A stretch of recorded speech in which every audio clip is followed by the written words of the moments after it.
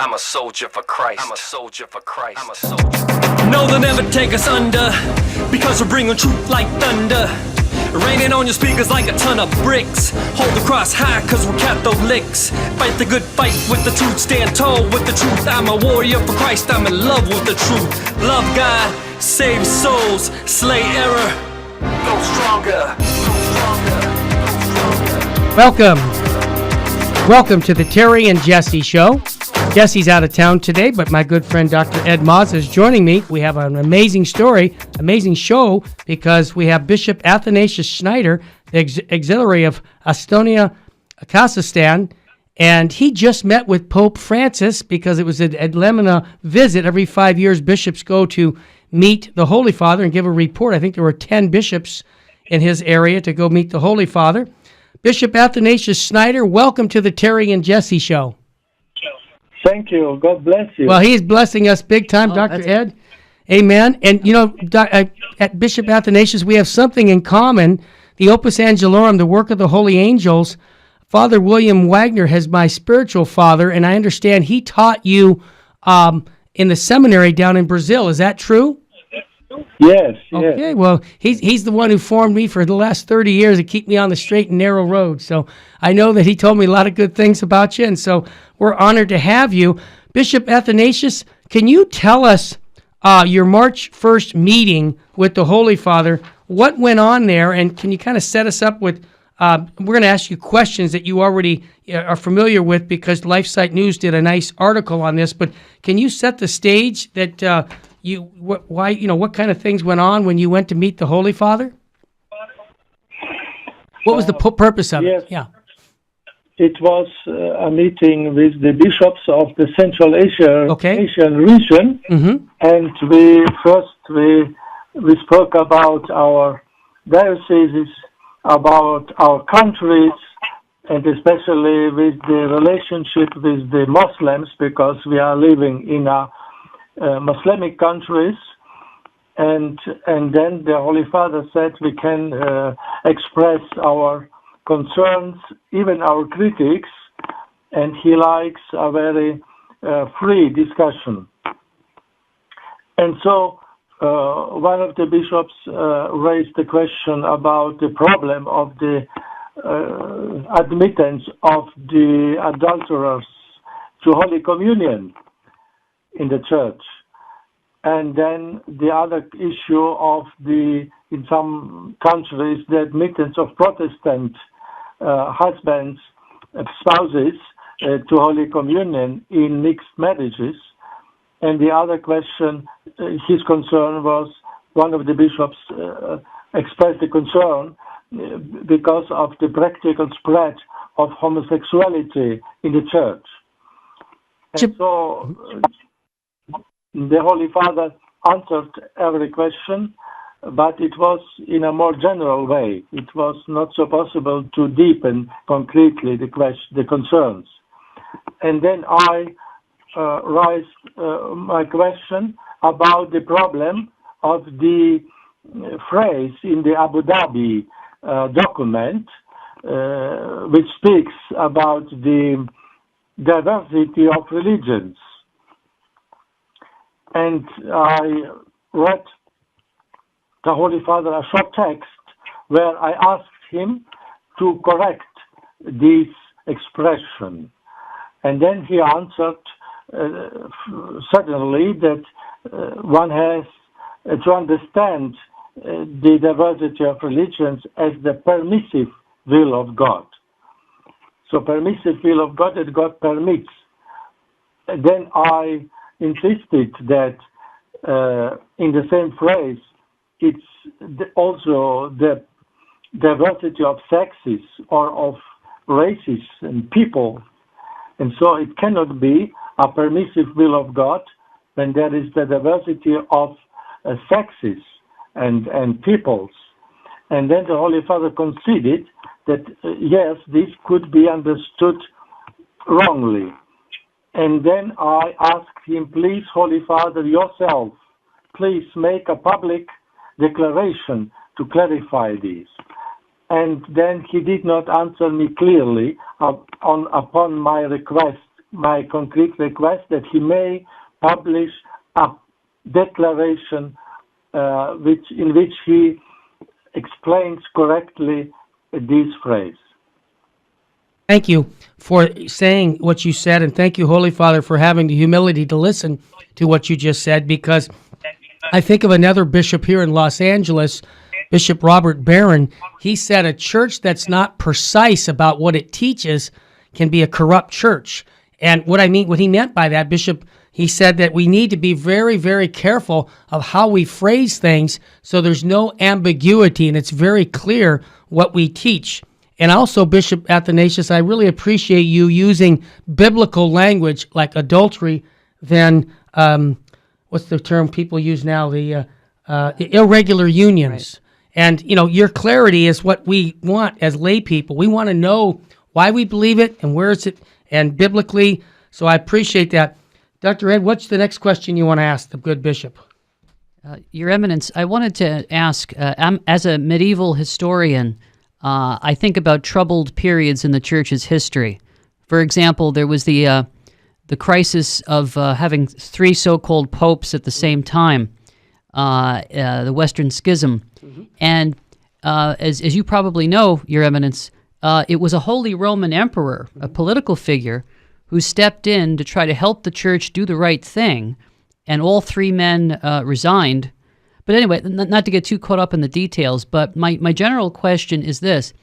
What role is there for laypersons or even heads of state in, for lack of a better term, persuading the Church to do the right thing when that's not going on? Do you see a role for that, or is that just something from history? Well, the emperors in the 11th century, the German emperors, they were Catholics and believers. And so they were very concerned about the chaos in Rome and the unworthy popes. And so they intervened to give the church worshipful popes, and they did. Of course, this was not canonically correct to depose a pope, because there was no canonical norm to depose a pope. And so no one can depose a pope. This is excluded. So the lay people have to, firstly, to pray, to implore a divine intervention. And God knows how to intervene to stop such a crisis. This is the first. The second, lay people have to make appeals, private or public appeals, to a pope who is not fulfilling his duty correctly. Together with the bishops, the lay people have to make an appeal. And so prayer, appeal, and then professing publicly the truth, which the Pope maybe is teaching wrongly, or which the Pope is presenting ambiguously, or it depends on the historical situation. In any case, the lay people the bishops have to make a public profession of truth about those problems and errors who are spreading in a certain period of time. I have a question. You mentioned in an article from LifeSite News that this cause of the clerical sex abuse is a lack of deep and personal relationship with Jesus Christ. I wish I would hear more of that from our bishops and priests, that personal relationship with Jesus Christ. And you said something about when a seminarian or a priest does not have that deep and personal relationship with Jesus, his constant fidelity to life of prayer really enjoys a personal love for Jesus. He is easy prey for the temptations of the flesh and other vices. Bishop Athanasius, can you expand a little bit more on that? Because I think you nailed it. I think that's the problem right now. We've kind of had too much connection with the world and not with Jesus Christ. Yes, this is evident from the teaching of our Lord in the Gospel, because our Lord said, "When you are not united with me, so you cannot do any good." And so when a priest and a seminarian has not a deep relationship with Christ, he is truly exposing himself very easily to different and diverse temptations. And so when we have to stress this most important aspect in the life of a seminarian and a priest and a bishop, to have a deep relationship in prayer with Christ and in the personal moral life. So, and this will be the greatest and most strongest protection against temptations and errors. So this is, for me, very evident. Thank you. Yeah, just to follow up on that, Your Eminence, it seems that nowadays there are a lot of enemies of the faith who see the world completely different than we do, who see that the world, they say, it's overpopulated, or that we need to have anti-Christian legislation, and yet these people seem to be advising the Vatican at forums, at conferences. That doesn't seem right to a lot of Catholics, that people who are avowed atheists or avowed, secularists should be having influence over the church. We got to take a break. You'll answer that question right after this quick break on the Terry and Jesse Show. We have Bishop Athanasius Schneider being interviewed regarding our church, and we'll be back in just a few seconds with more with Bishop Athanasius Schneider and Dr. Ed Mazza here at Virgin Most Powerful Radio. Clarity with charity. We'll be right back.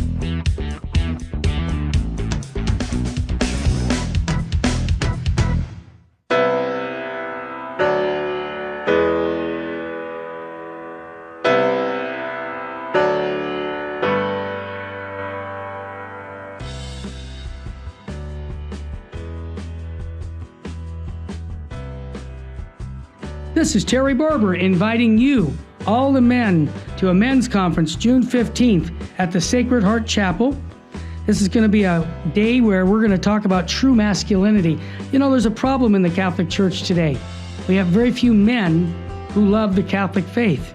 And I know a lot of the wives that I'm listening to right now saying, I want my husband to be on fire for the faith. Send him to the men's conference. Your son, send him to the men's conference by going to virginmostpowerfulradio.org or call 877-526-2151. That's June 15th. When your husband comes back from this conference, or your son, they're going to have a different view about their Catholic faith, because they're going to meet three men who love Jesus and his bride, the church, and are going to instill in them a love for Christ and his church, the Eucharist, Our Lady.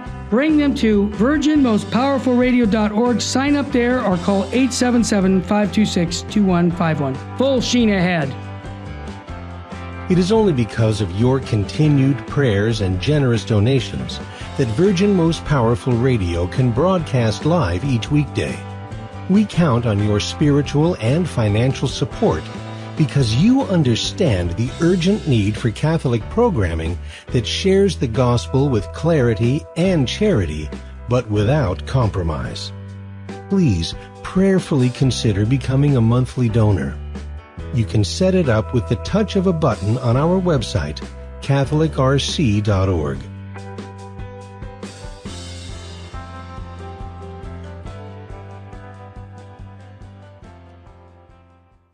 Buying or selling your home or your business property? This is Terry Barber. Real Estate for Life underwrites the Terry and Jesse Show, and they can connect you to one of 900 pro-life real estate agents around the world. And when they receive their referral fee, they will give 80% of it to a pro-life organization.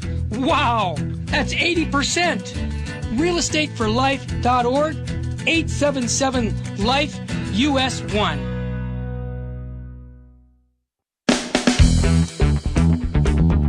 Welcome back to the Terry and Jesse Show.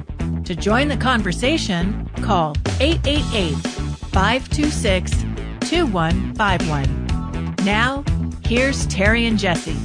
Terry, Jesse, and Dr. Ed. That's right. Welcome back to the Terry and Jesse Show. We have as our very special guest today, His Eminence Bishop Schneider, Athanasius Schneider of Kazakhstan. who recently met with the Holy Father, and we've been putting questions to him, and he's been generous enough to share with us his answers. Before we went to break, That's right. I was asking the bishop, there seemed to be, I'll give you a concrete example, Your Eminence. There's a man named Jeffrey Sachs who believes that the world is overpopulated and we need to push abortion and contraception. Why do so many of these individuals seem to have access to this Vatican, or is this something we have to pray about, obviously, but what else can we do about it, or how do you see the situation? I think that such people who are evidently anti-Christian and anti-human and who promote an agenda against divine law and natural law should not be advisors and counselors of the Holy See. Otherwise, this would be a sign that the Holy See in some way implicitly supports their views. So it is a very ambiguous and confusing sign when the Holy See invites such people and gives them a stage to speak.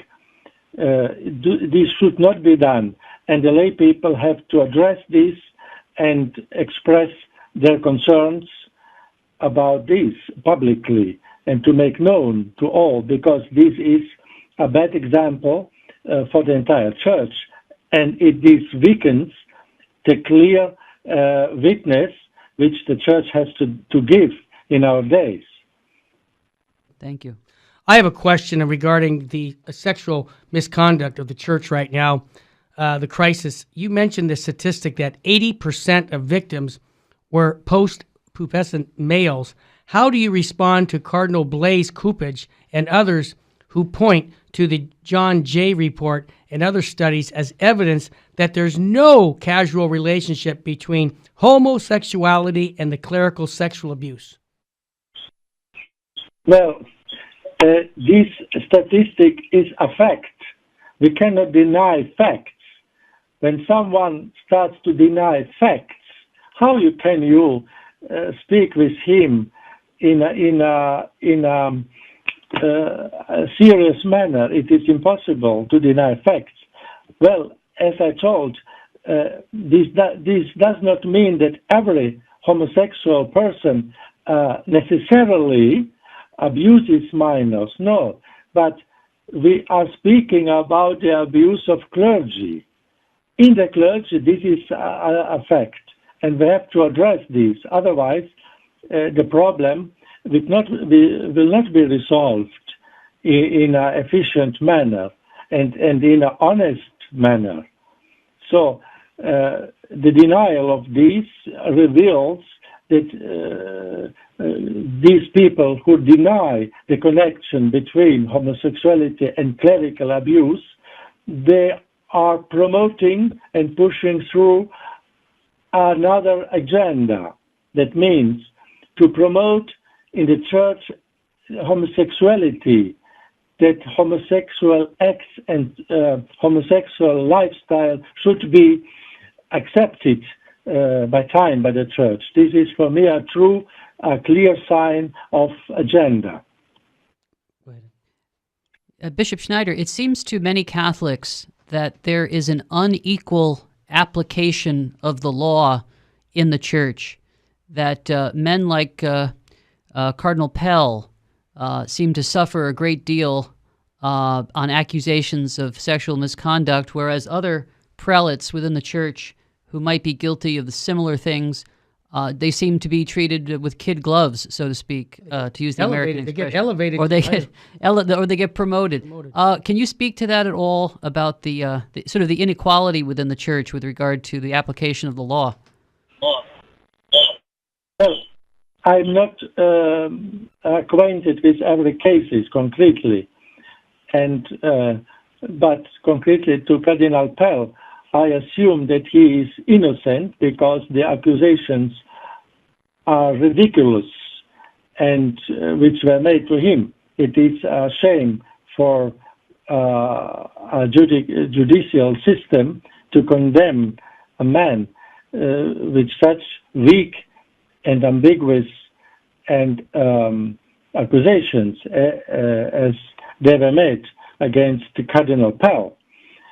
This is one.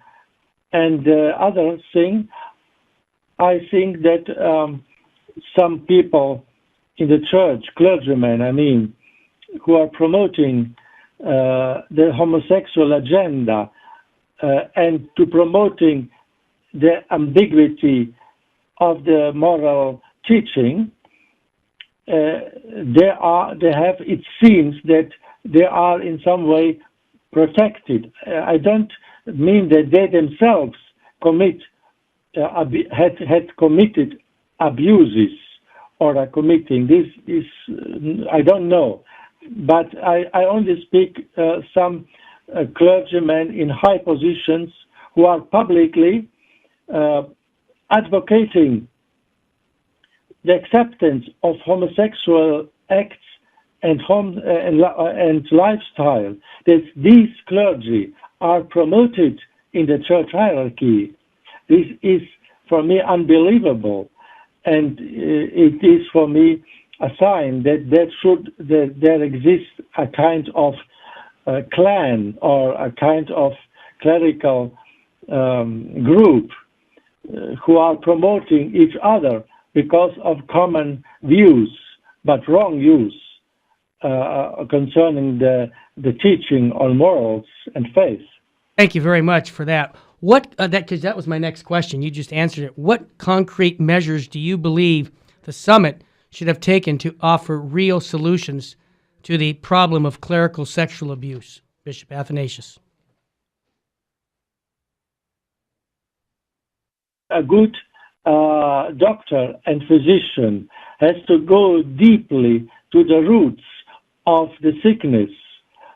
And to my observation, this summit was more or less a superficial show with beautiful words and more a political, partly a political approach, not an approach from the point of view of the faith and reality.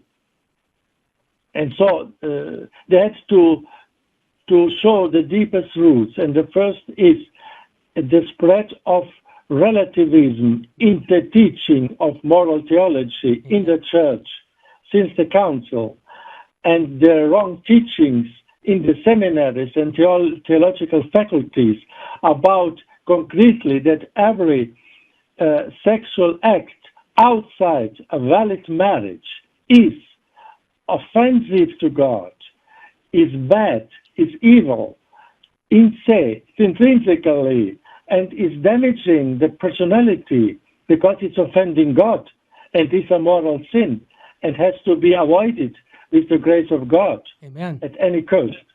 This is, for me, the first deep root which had to be addressed, which was not addressed, unfortunately. And the second, that in the training of the seminary, the lack of a serious ascetical life, which is necessary, the corporal and spiritual mortifications like fasting and other. And so this ascetical life was not stressed, the necessity, because we are wounded by the original sin, and the concupiscence still exists in human being and had to be controlled with means of graces, prayers, and penance also, because the sin of flesh is corporal, and therefore we have to do corporal also penance and corporal abnegations. This is linked together, otherwise it would be an illusion.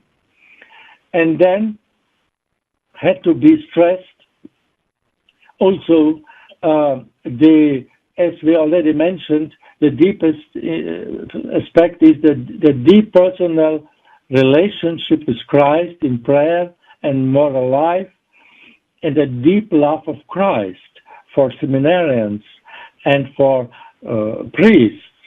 And so these roots, to my opinion, were not stressed enough. Got it. Dr. Ed? Bishop Schneider, I understand that in addition to the privilege of meeting Pope Francis, you also had the privilege of meeting with Pope Emeritus Benedict XVI. And I wanted to ask quickly, briefly on my part, for Catholics, it was stunning 6 years ago when the Holy Father suddenly retired. And for some Catholics, they're puzzled why he continues to wear white and why he continues to be called His Holiness. You may not be able to say too much, but is there more to this than meets the eye? Is there more going on than what's being told, do you think? Yes, this is an evidently for many people in the church confusing that someone who is not more Pope has still all the signs, the exterior titles and signs of a Pope. It is objectively confusing, and for many people. And I think this should not be done. And in the future, the Church has to establish a precise canonical norm. In the case a Pope renounces his office, the Church has to state that he has to behave himself according to these rules, concretely. And unfortunately, we have not such rules in the canon law. And this is the problem, to my opinion. But maybe after this first case, not of renunciation, but of this concrete sign, for me, confusing sign of, in some way, two popes. This is for the first time in the Church, in such a way, a public way. So I think that the Church will, in future, when this time will pass, has to establish concrete canonical norms, because the Church is a monarchy. There is ultimately one head. There cannot be two heads, even visibly and according to the signs. And so I think this has to be clarified in the future. We got a break coming up right now. I wanted to ask about canon law, since he mentioned canon law regarding the sexual abuse. Bishop Athanasius Schneider has some ideas on some canon laws that need to be changed to help us in that review. You're listening to the Terry and Jesse Show. Dr. Ed Mazza is joining us with Jesse out on the road. We'll be back with more with Bishop Athanasius Schneider here at Virgin Most Powerful Radio. The Terry and Jesse Show. We'll be right back.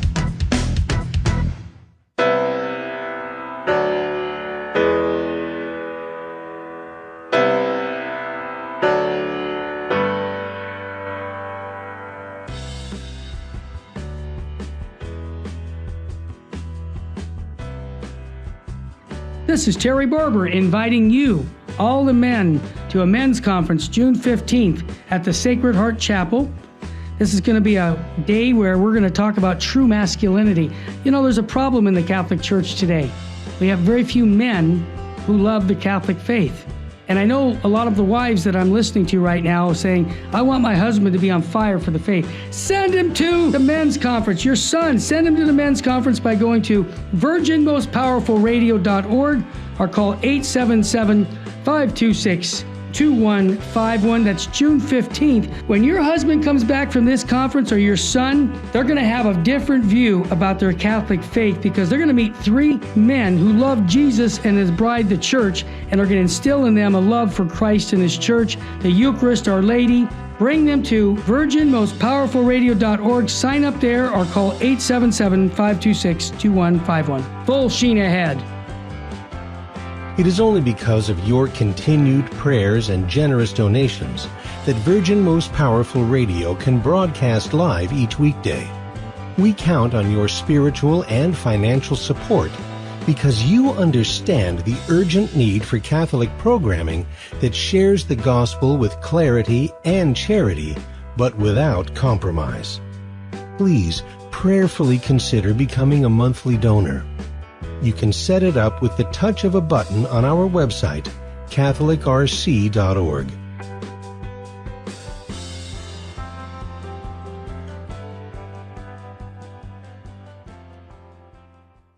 Buying or selling your home or your business property? This is Terry Barber. Real Estate for Life underwrites the Terry and Jesse Show. And they can connect you to one of 900 pro-life real estate agents around the world. And when they receive their referral fee, they will give 80% of it to a pro-life organization. Wow! That's 80%! realestateforlife.org, 877-LIFE-US1.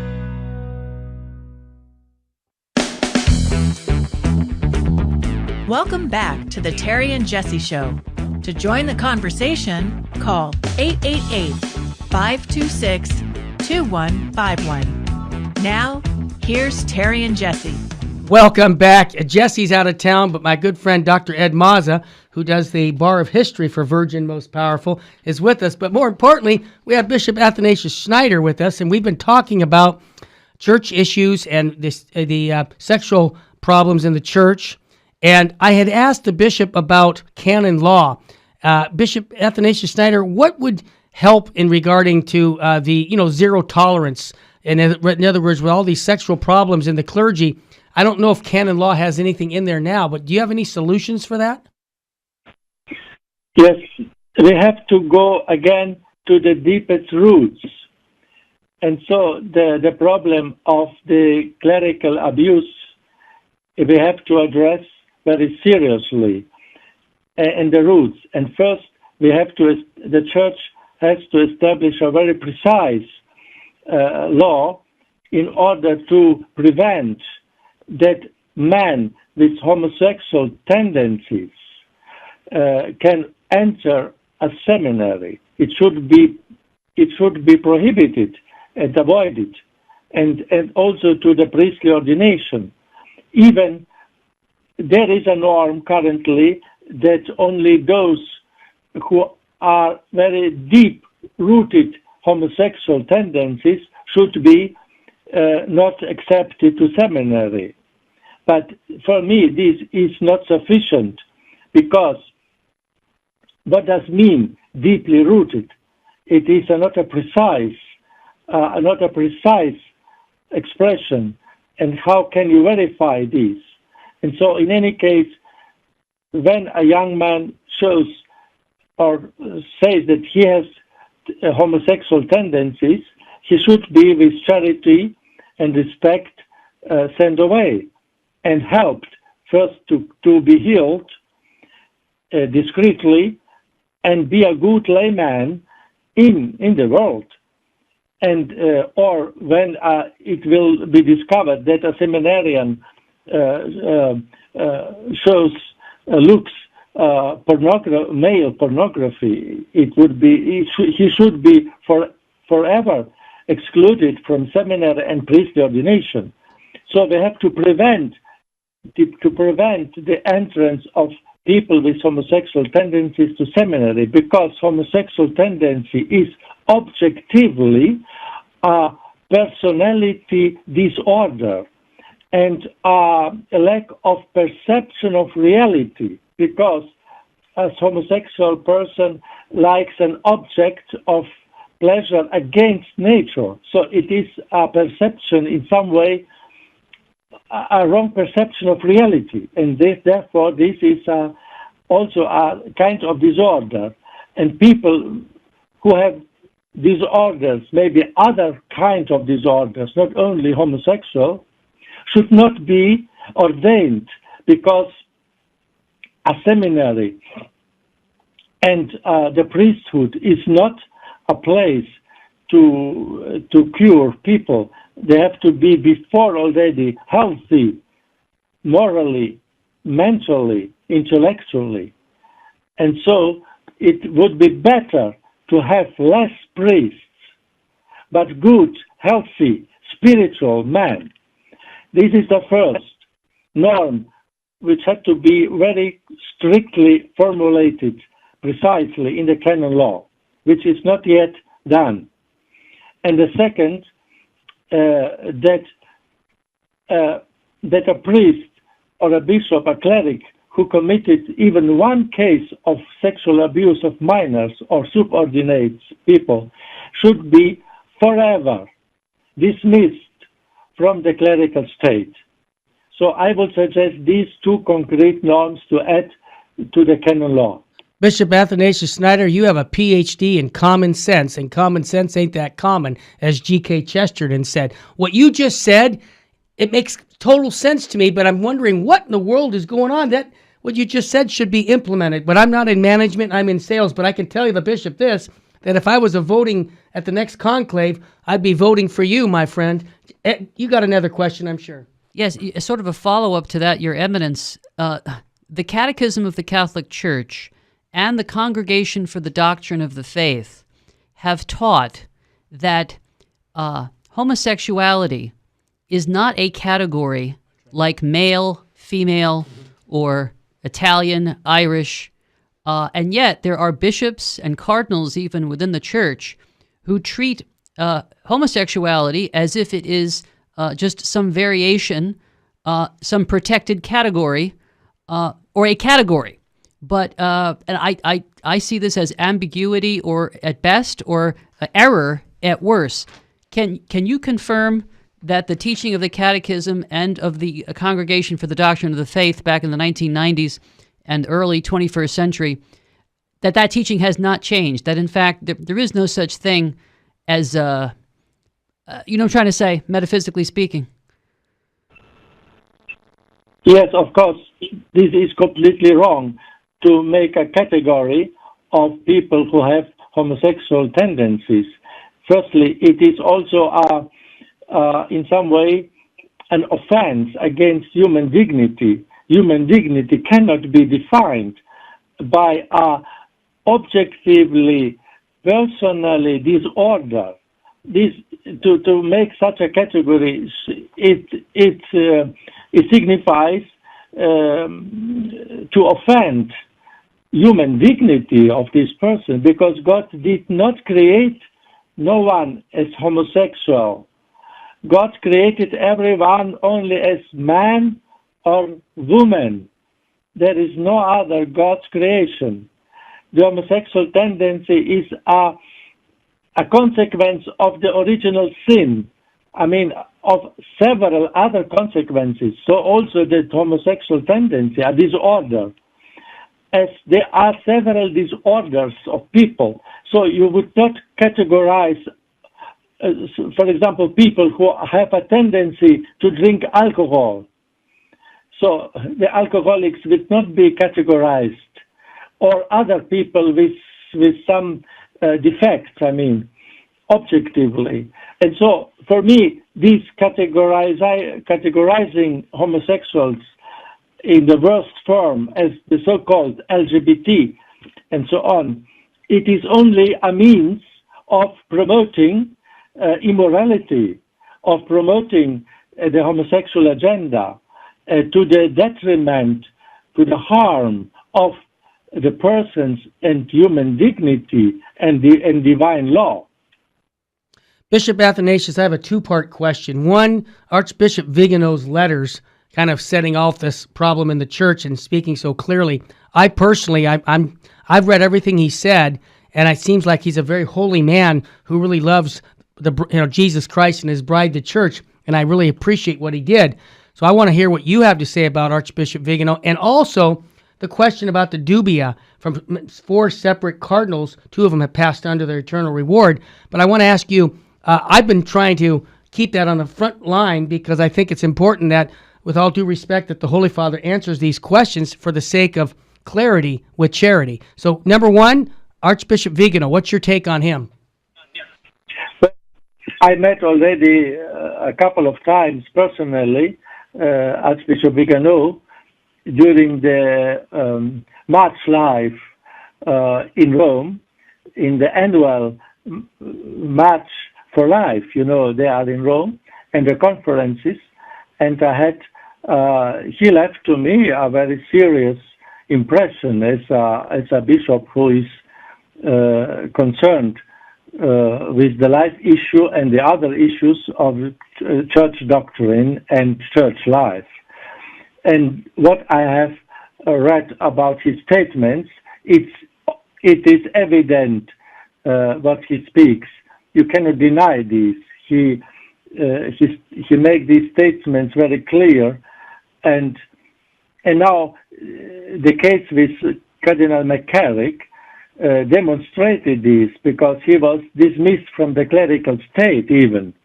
And this is, for me, the Vatican, the Holy Father dismissed McCarrick from the clerical state. It's, for me, a demonstration that the first testimony of Archbishop Vigano was right, was correct.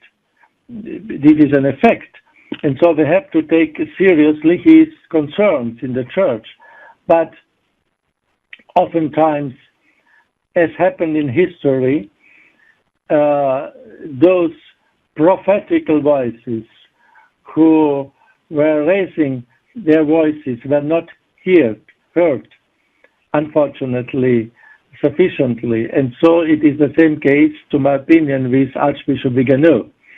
So it is this first question which you asked me now.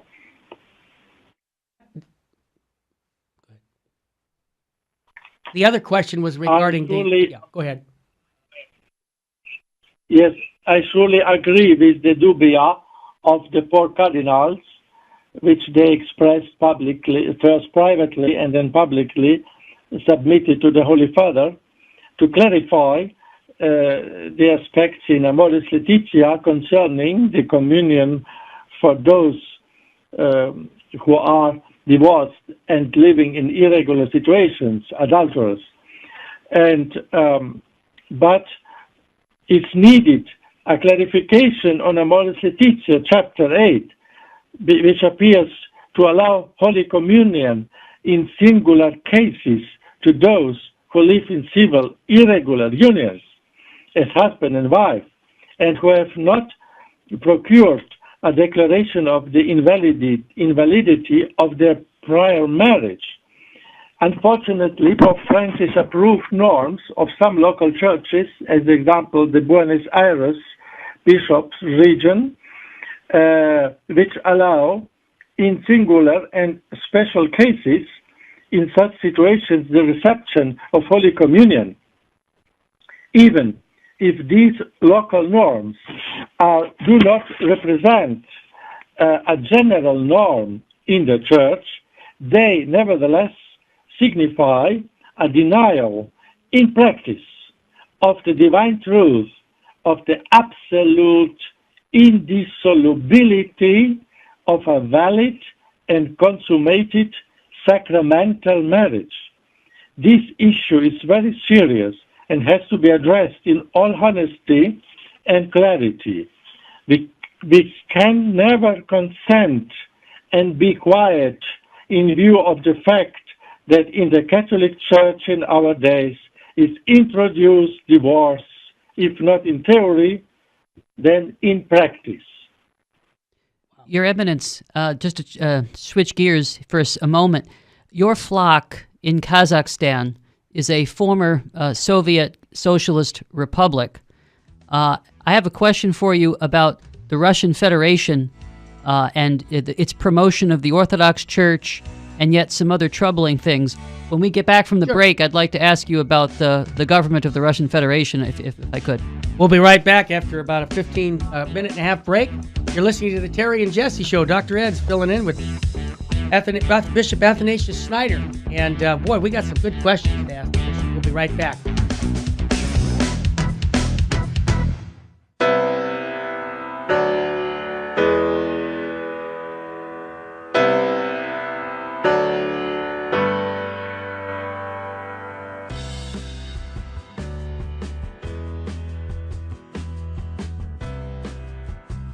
This is Terry Barber inviting you, all the men, to a men's conference June 15th at the Sacred Heart Chapel. This is going to be a day where we're going to talk about true masculinity. You know, there's a problem in the Catholic Church today. We have very few men who love the Catholic faith. And I know a lot of the wives that I'm listening to right now saying, I want my husband to be on fire for the faith. Send him to the men's conference. Your son, send him to the men's conference by going to virginmostpowerfulradio.org or call 877-526-8255. 2151. That's June 15th. When your husband comes back from this conference, or your son, they're going to have a different view about their Catholic faith, because they're going to meet three men who love Jesus and his bride, the church, and are going to instill in them a love for Christ and his church, the Eucharist, Our Lady. Bring them to virginmostpowerfulradio.org. Sign up there or call 877-526-2151. Full sheen ahead. It is only because of your continued prayers and generous donations that Virgin Most Powerful Radio can broadcast live each weekday. We count on your spiritual and financial support because you understand the urgent need for Catholic programming that shares the gospel with clarity and charity, but without compromise. Please prayerfully consider becoming a monthly donor. You can set it up with the touch of a button on our website, catholicrc.org.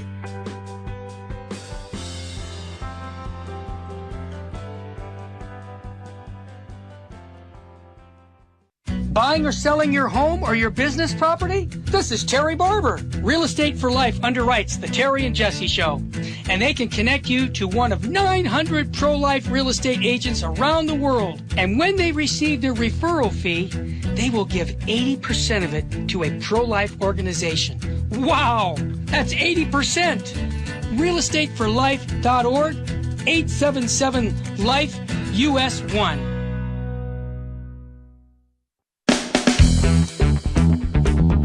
Welcome back to the Terry and Jesse Show.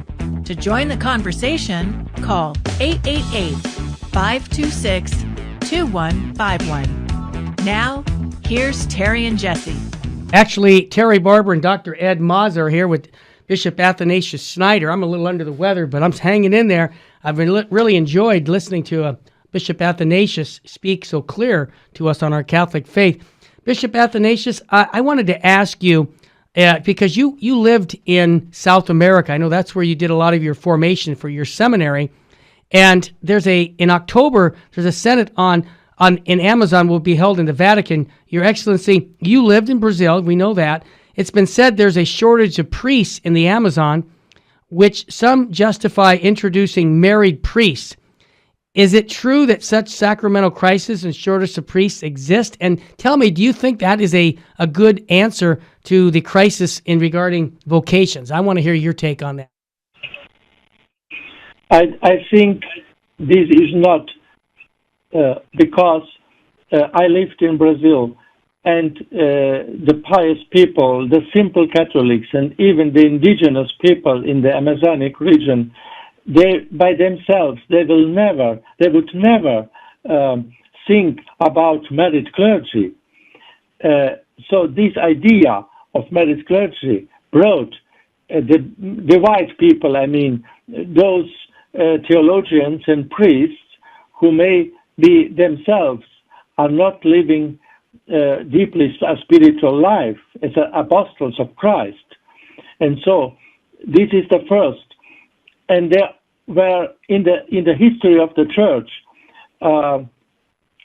some regions and times where there was a shortage of priests, and nevertheless the Latin Church never introduced married clergy, because Christ was not married, and the apostles left, and even their wives forever. It is clear in the New Testament, and followed Christ completely, and so it was a continuous law in the church that with the beginning with the ordination, the priest has to live in continence, in perfect sexual continence, even when he was married. And then, for practical reasons, then the Latin Church said that should be ordained only unmarried persons or widowers. So I myself experienced in the Soviet time, we had a shortage of priests, and even for some years we had no mass, but we kept our faith in the family. The family is the domestic church, and we survived very good with the family church. And then when there came a priest, after 1 year or 2 years, we made our confession, we prayed, we assisted Holy Mass, and so on. I will not say that this is an ordinary way, but it was extraordinary. But even so, very grace-filled and blessed by God with many spiritual fruits. And so the same we have to apply to the Amazonic region. But the Amazonic region is not the only one today in the world which has a shortage of priesthood. It is evident that the promoters of married clergy and the practical abolition of celibacy, priestly celibacy, are only using the Amazonic situation as a pretext to introduce married clergy. And so we have to go another way. We have to stress the prayer in families for priests, for priestly vocations, to a celibate priesthood.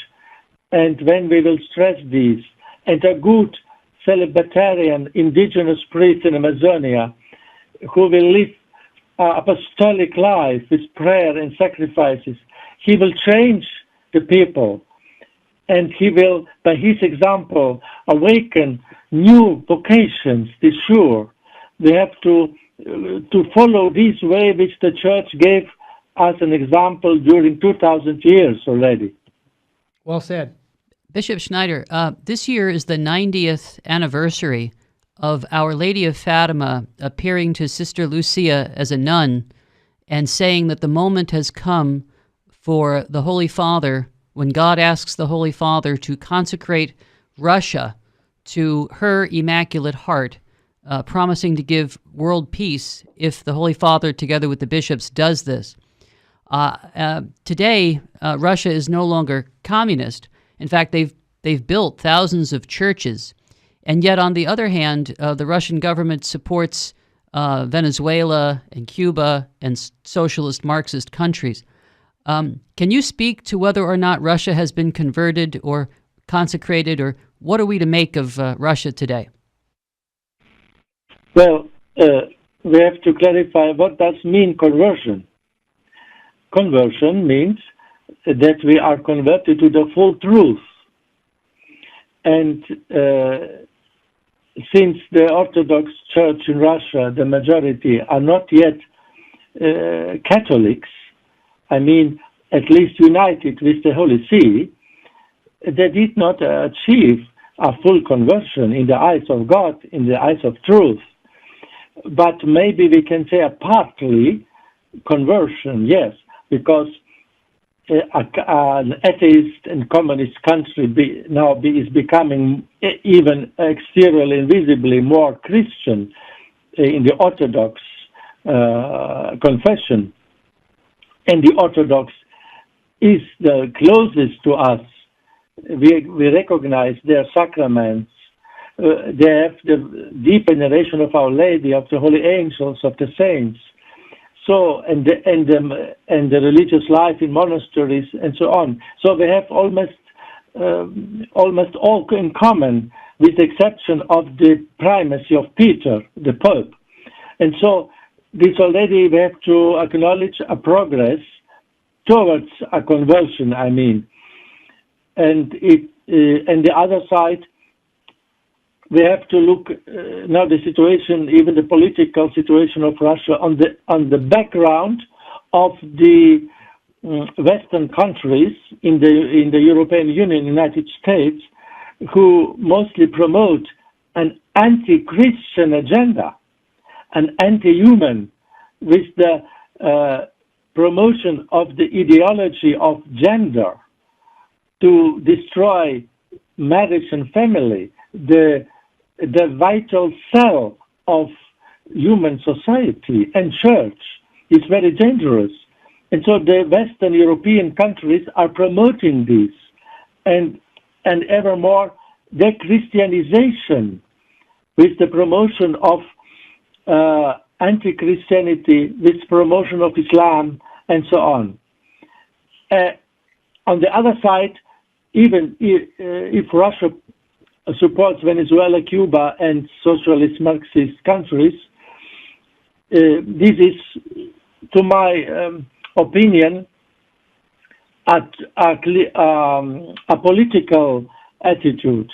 So, because there are now two world powers, the United States and in some way Russia, and thus this is more a struggle of power, and therefore Russia is using their old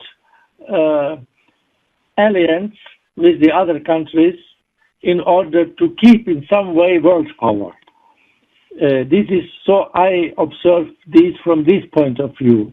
But globally speaking, Russia is more in favor of true marriage and in favor of family than the official governments of European Union and United States. It is obvious.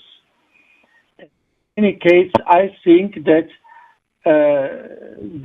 the asking and the demand of Our Lady should be done, and the Pope should do what Our Lady asked to Sister Lucy 90 years ago, to consecrate explicitly Russia to her Immaculate Heart in the union with, at least in the moral union with the entire episcopacy. Bishop Athanasius, I have a question to ask you regarding the Amazon Synod just scheduled for October. There's a Jesuit theologian, Father Francisco Tabarra, last week raised the possibility that they could consider changing the matter of the Eucharist and allowing the use of South American vegetable called yucca rather than wheaten bread. You and Cardinal Burke said, wait a minute, that's not what we have. So I want to understand what's going on out there. I mean, that sounds crazy, but tell us what they're trying to do.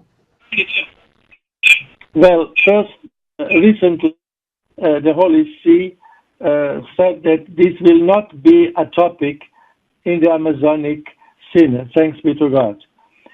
But objectively speaking, it is impossible, because the materia of the Holy Eucharist gave us Jesus Christ, bread, wheat bread. Not the Church invented this, and therefore the Church, since it was the Lord who gave us the materia of the Eucharist, the Church has no power to change this. We got to take a quick break. We got one segment left with Bishop Athanasius Schneider. Thank you for your clarity with charity. We want to know that. So we'll be right back. And for those who are tuning out, thank you very much.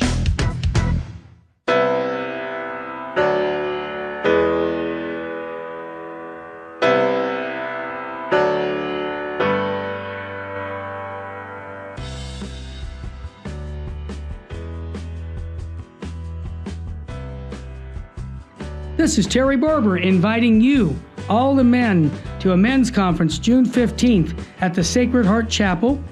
This is going to be a day where we're going to talk about true masculinity. You know, there's a problem in the Catholic Church today. We have very few men who love the Catholic faith. And I know a lot of the wives that I'm listening to right now are saying, I want my husband to be on fire for the faith. Send him to the men's conference. Your son, send him to the men's conference by going to virginmostpowerfulradio.org or call 877-526-2151. That's June 15th. When your husband comes back from this conference, or your son, they're going to have a different view about their Catholic faith, because they're going to meet three men who love Jesus and his bride, the church, and are going to instill in them a love for Christ and his church, the Eucharist, Our Lady. Bring them to virginmostpowerfulradio.org. Sign up there or call 877-526-2151. Full sheen ahead.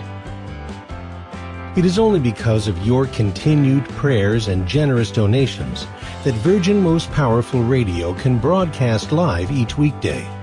We count on your spiritual and financial support because you understand the urgent need for Catholic programming that shares the gospel with clarity and charity, but without compromise.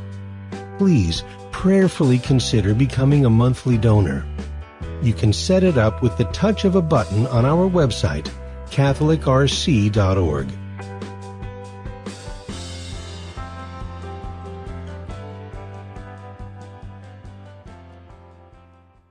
Buying or selling your home or your business property? This is Terry Barber. Real Estate for Life underwrites the Terry and Jesse Show.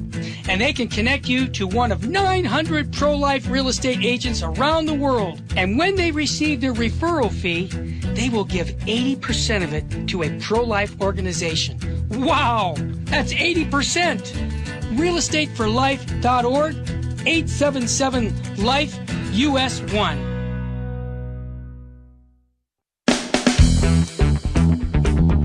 Welcome back to the Terry and Jesse Show. To join the conversation, call 888-526-2151. Now, here's Terry and Jesse. Well, actually, it's Terry and Dr. Ed here for some bonus minutes here with His Eminence Bishop Schneider of Kazakhstan. We're very grateful to have him with us because he just met recently, a few days ago, with the Holy Father. And with Pope Emeritus Benedict. As an historian, Bishop Schneider, I would like to ask you, many Catholics see the current situation in the Church, see a parallel with the 4th century Arian crisis in terms of numberless bishops not presenting the faith accurately. Either with error or ambiguously, or just silence, and the great Saint Athanasius, your namesake, seems to have been the only one practically who was representing the tradition of the Church authoritatively and accurately. Can you speak to the parallelism here? We can say this is a parallelism because now in our days the Church is passing through a unprecedented crisis. To my opinion, it's even deeper than the crisis of Arianism in the 4th century, because in the 4th century, the Arian crisis was attacking a concrete truth. One, the mystery of the Holy Trinity. Of course, this is the central truth, the most Holy Trinity. The Arian heresy denied the true consubstantial Trinity, Father, Son, and Holy Spirit. So in this way, in some way, denied Christianity ultimately. And in those times, the secular power, the emperors, even though they were Christians, they promoted this heresy. And the majority of bishops, the overwhelming majority of bishops, out of fear and political correctness, they were silencing or collaborating with the heresy, and only a few bishops, whom could you count on the fingers of your hand, remained faithfully, but with the cost with the price to be banished, exiled, and deposed and persecuted, as gave the example Saint Athanasius and some others like Saint Hilarius, Saint Eusebius, Saint Basil, but they were not so much, there were few. But the Catholic faith remained in some way intact in the lay people, in the families, also in the 4th century, as John Henry Newman, Blessed John Henry Newman stated. And so it was a providential action of God, of the Holy Spirit, that the lay people, their purity of their faith, came to support the defects of those who have to teach, of the bishops. It was a rare case. In our days, the confusion is general, not only a concrete truth of faith, as in the 4th century, but today we are observing and we are experiencing a total confusion, a wide total confusion of all truth in doctrine, in dogmatics, in moral, in liturgy, in spirituality. It is a complete it is a general attack on the Christianity to transform Christianity and Catholic faith in a kind of anthropocentric naturalism, and in some way to adapt Christianity to the spirit of the world, of non-Christian, and this is very dangerous. But as in those times of crisis, God intervened and provided means of resolve the crisis, so also God is, in our days, He has His means to correct this situation, to provide His help, and He will do this. It's, to my opinion, especially through the little ones in the church, through the Catholic families, through the faithfulness of the little people, of children, of youth, of good priests, of religious sisters. So they are already, the Holy Spirit is preparing in some way with these little ones, this troop, this army, His springtime of graces in the church. Bishop Athanasius, you're echoing Archbishop Fulton J. Sheen, who was a great bishop in America. His cause is up for canonization. He said the laity is going to save the church. And I might also add that when King Henry VIII was around in the 16th century, Bishop Fisher was one of the few bishops who stood up. And it seems to me, I think it was 1907, we had a document from the Holy Father on modernism. We have it on our website. We encourage people to sign it. You know, moral relativism. Would you say modernism has infected our culture and even some of the church today, Bishop Athanasius? Of course, this is evident. Today, our crisis is the last consequences, the most horrible consequences of modernism, which St. Pius X tried to stop in the church with his document encyclical Pascendi. And so we see that this text is very timely. We have to spread this, very up to date. And thank you for spreading the text of Pius X. It's very timely. And so, as with the greatest problem the church is facing in our days is anthropocentrism. Anthropocentrism, with the cult of nature. That is to say, that instead of putting God's revelation in Jesus Christ in the center, man and his naturalistic and rationalistic views and desires become more important than the unmistakable commandments and truths of Christ, the only divine teacher of humankind.